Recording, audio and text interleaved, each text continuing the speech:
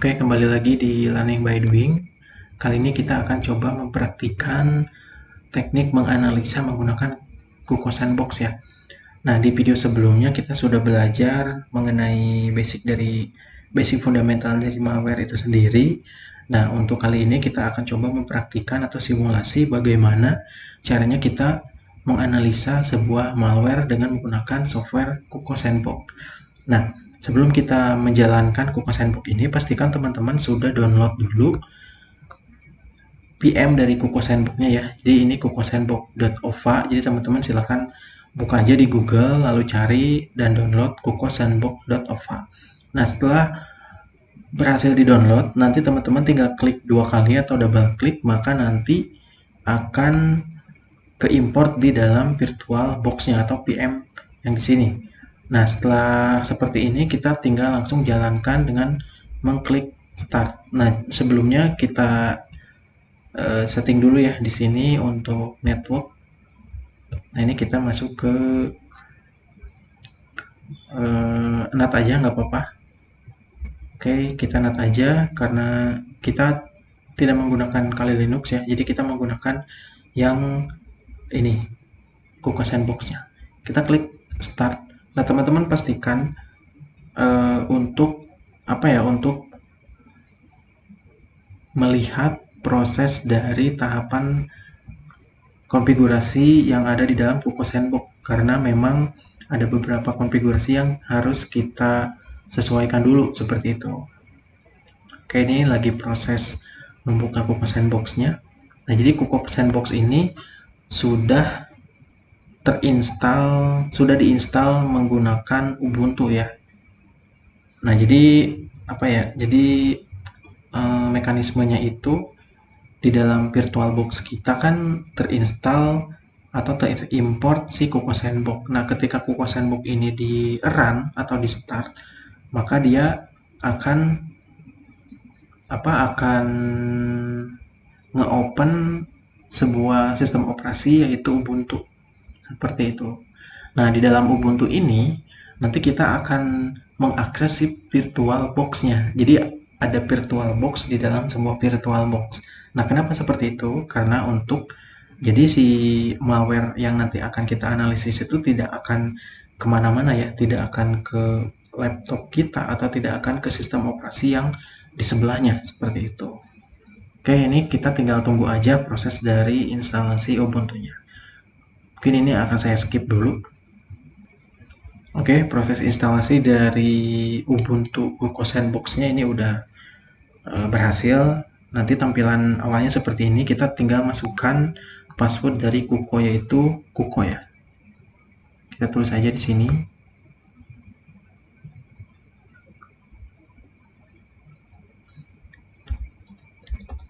Kuko, tulisannya sama seperti yang ada di sini. Oke, kita enter aja.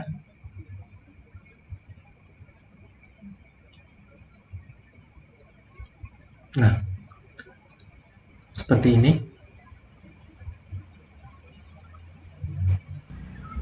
Selanjutnya kita akan coba membuka VirtualBox yang sudah terinstall di dalam Ubuntu ini. Jadi teman-teman silakan pergi ke terminal. Oke, lalu di sini kita cukup panggil aja dengan menggunakan perintah sudo virtual box seperti ini, enter. Lalu passwordnya itu adalah Kuko ya, sama CUCKOO. Ini passwordnya di hidden. Jika sudah ditulis dengan benar, tinggal di enter. Nah, ketika kita memasukkan perintah VirtualBox, nanti dia akan memunculkan si VirtualBox berikut sudah terinstall Windows XP ya, seperti itu. Ini sebenarnya jadi kita itu punya sebuah sistem operasi Windows di dalam VirtualBox yang ada di dalam sistem operasi Ubuntu kita. Nah, sistem operasi Ubuntu ini dijalankan di Kuko Sandbox, dan Kuko Sandbox-nya ini pun berjalan di atas VirtualBox yang VirtualBox head yang kita lah, seperti yang ini nih. Nah, yang ini. Jadi ada virtual box di dalam virtual box lah, seperti itu. Nah, jika sudah seperti ini, teman-teman tinggal klik start aja. Nah, ya untuk pertama kali pasti muncul error seperti ini. Nah, teman-teman nggak usah khawatir karena ini eh, apa ya? Jadi si virtual box-nya itu tidak bisa membaca Windows XP yang memang nanti akan dianalisa Sandbox-nya seperti itu. Nah, jadi ini tinggal kita oke aja. Nah, setelah nanti kan apa memunculkan error, kita tinggal klik oke aja, lalu setelahnya kita klik discard dulu.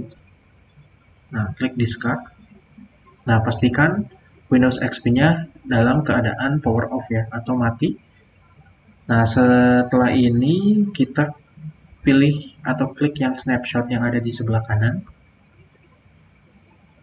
Nah, ini kita akan hapus yang snapshot yang ini karena ini adalah by default dari si Ubuntu-nya. Nah, sebelum dihapus, teman-teman pastikan ingat ya tulisan yang ini, yang Windows dash kuko.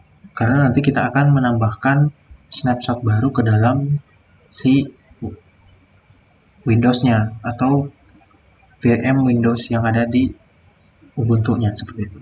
Nah, kita klik, lalu kita klik yang icon ini delete, lalu kita delete. Nah, setelah ini kita klik start lagi.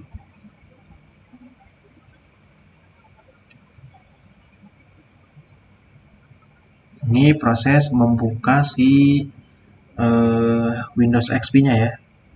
Nah, pastikan teman-teman jangan nge-close program atau aplikasi-aplikasi yang memang berjalan setelah proses Windows-nya terbuka seperti itu. Jadi kita klik minimize saja, jangan sampai di close seperti itu. Oke, kita tunggu dulu.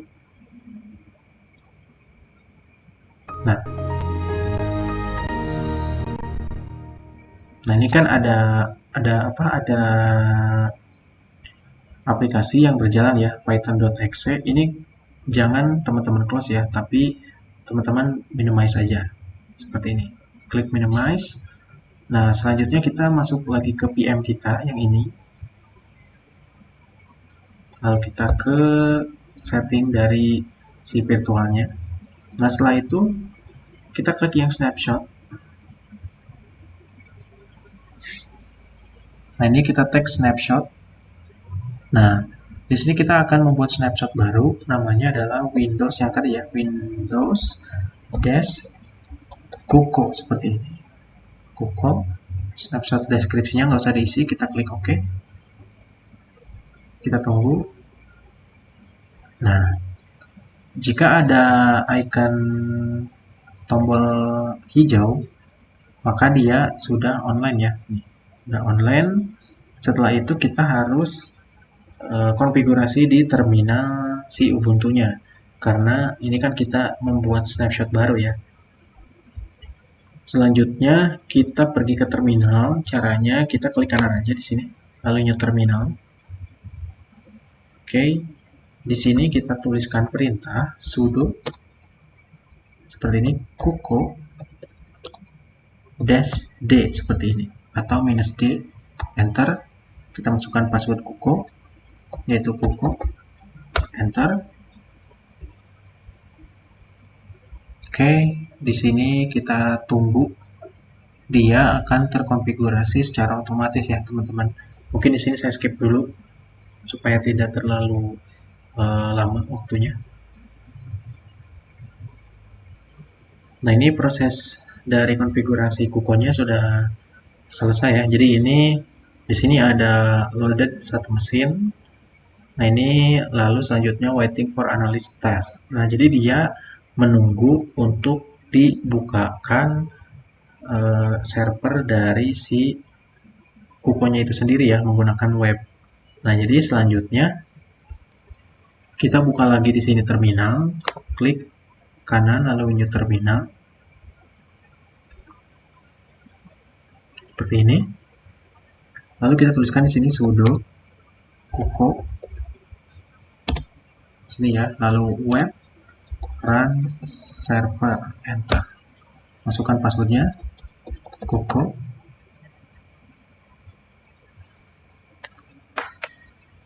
Oke, di sini sudah terbuka ya. Satu di di URL-nya 127.0.0.1.2 atau port 8000. Ini kita tinggal klik aja. Atau kita buka web browser. Di sini menggunakan web browsernya yaitu Firefox. Kita tinggal masuk ke alamat 127.0.0.1, lalu port yang dipakainya itu 8000. Enter. Nah, ini tampilan dari Kuko untuk kita analisis ya, sebuah file executable-nya.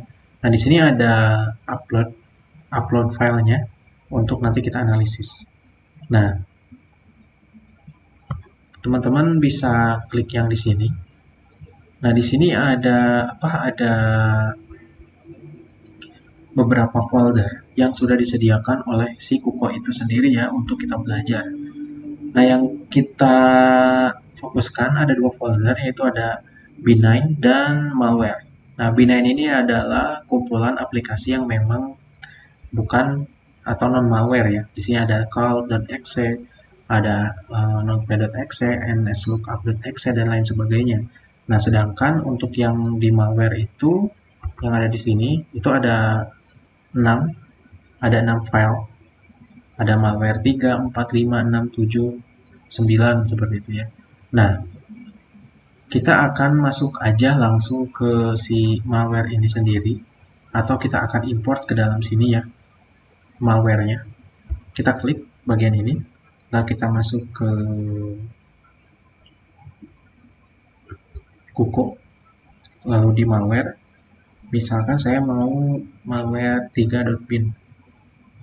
Oke, setelah itu kita tinggal tunggu. Nah, ini tampilan dari si Kuko ketika kita sudah mengimport sebuah file. Nah, di sini ada tombol analyze atau analyze, kita klik yang ini.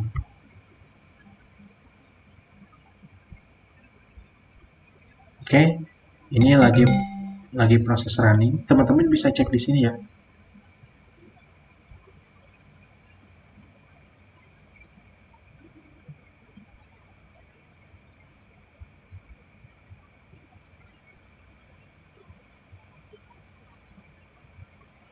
Oke, ini masih dalam proses.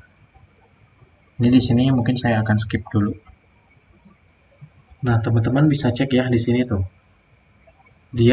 Si Kuko ini menganalisa beberapa malware yang diidentifikasi sedang disebutnya di remote lah oleh malware itu sendiri. Nah, dia nanti akan nge-capture beberapa disebutnya perilaku dari malware ini, dia ngapain aja. Nah, di sini tuh, padahal posisi dari kursor saya ada di sini ya, tuh.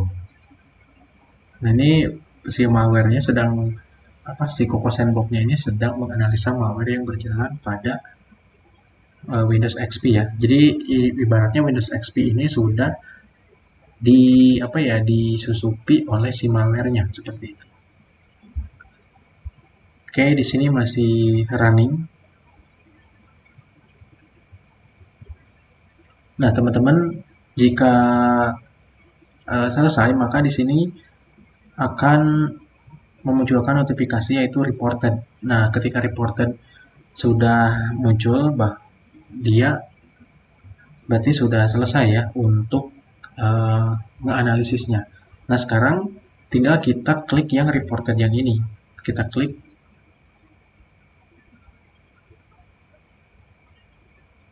Nah, ini adalah reporting atau summary yang diberikan oleh Kuko kepada kita ya setelah proses analisis dari si malware-nya.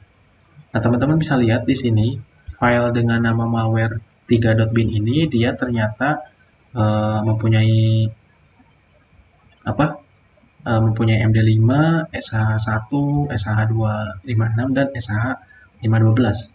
Nah, ini tuh adalah signature yang dijalankan pada sebuah aplikasi malware ini. Seperti itu. Kalau kita scroll ke bawah, nah di sini ada informasi-informasi. Nah, ini signature dari si dari si analisis kukonya. Nah, ini si malware-nya ini ngapain aja perilakunya. Jadi di sini bisa kelihatan ya. Sini. Lalu misalkan kalau kita nah ini untuk informasi apa ya, gambaran dari informasi hasil analisa si kukonya terhadap file malware 3.bin. Nah, selanjutnya kita akan ngecek nih, karena kan kita tadi sebelumnya kita sudah belajar yang namanya analisis statik dan analisis dinamik. Nah, kita arahkan aja kursornya ke sebelah kiri. Nah, di sini akan memunculkan beberapa menu. Di sini ada banyak, tapi yang harus kita yang akan kita pelajari hanya dua. Yang pertama ada static analysis dan behavior analysis atau dynamic analysis. Nah, sekarang kita klik yang static analysis dulu. Nah, untuk static analysis di sini, nah ini PE ya, PE Invest seperti ini. Nah, kalau misalkan kita ke static analysis, nah udah dapat nih sectionnya. Sectionnya itu dia namanya adalah .text, .rdata, .data, dan .rsc. Nah, ini adalah virtual address-nya, virtual size-nya. Jika memunculkan seperti ini,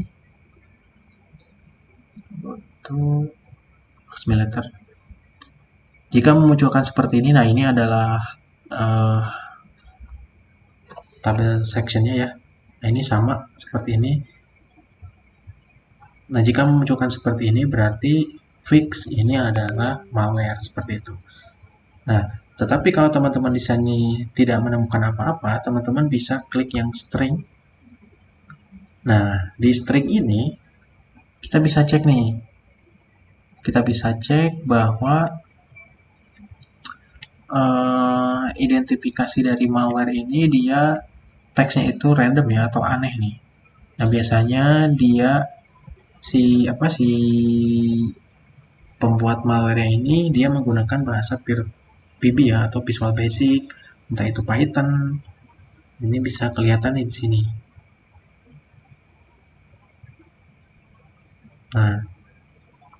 Nah, ini teman-teman bisa dijadikan reporting nanti kalau misalkan mau uji coba malware yang beneran seperti itu ya.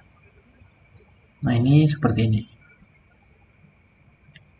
Oke, ini ada banyak, jadi teman-teman silahkan dicek aja.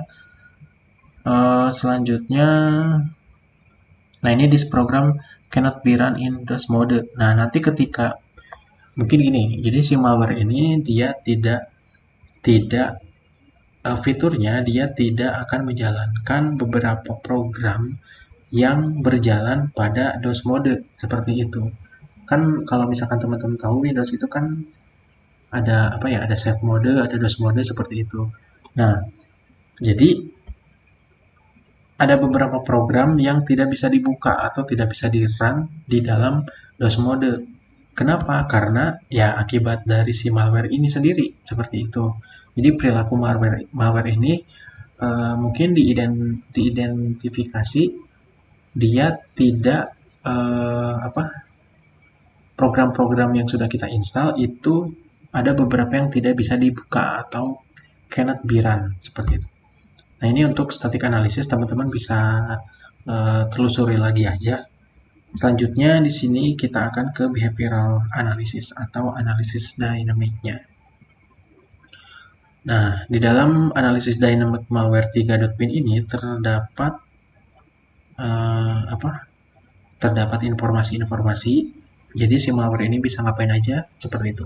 Nah, yang pertama di sini ada get system time as file time. Nah, jadi dia bisa mendapatkan sebuah waktu waktu di dalam si sistem dari device kita, get system, lalu di sini ada query, dia bisa nge-query sistem informasi ya. Nah, jadi sistem informasi ini kan kayak misalkan username, password, atau user lah seperti itu. Nah, dia bisa nge-query nih. Nah, ini perilaku-perilaku yang malware ini bisa bisa dilakukan seperti itu. Nah, teman-teman di sini ada banyak ya ke bawah tuh. Di sini ada banyak juga. Nah, biasanya yang paling terpenting itu kita cek di registry. Nah, malware ini bisa masuk gak nih ke sistem registry kita? Kita klik, kita tunggu. Nah, ternyata malware ini juga mengendap di sistem registry device kita ya, atau Windows kita. Nah, lokasinya di sini ada nih. Haki classes root protocol namespace handler. Nah, ini dia bisa nge-open registry yang ada di sini. Ini udah disebutnya tuh nggak main-main ya. Nah, di sini si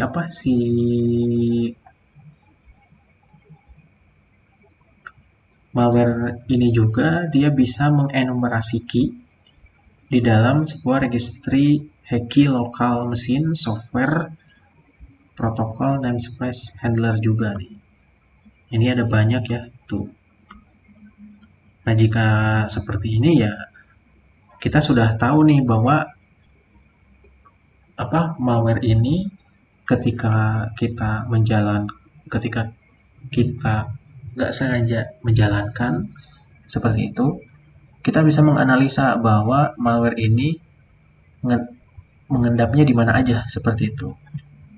Oke, kalau udah masuk registry sih ini udah jelas udah jelas berbahaya banget gitu ya. Karena registry ini kan adalah sebuah registry itu sistem yang berjalan. Registry ini adalah sebuah proses yang berjalan pada sistem kita, dan semua proses atau perilaku yang ada di device kita itu tersimpan di registry seperti itu. Nah, di sini ada file.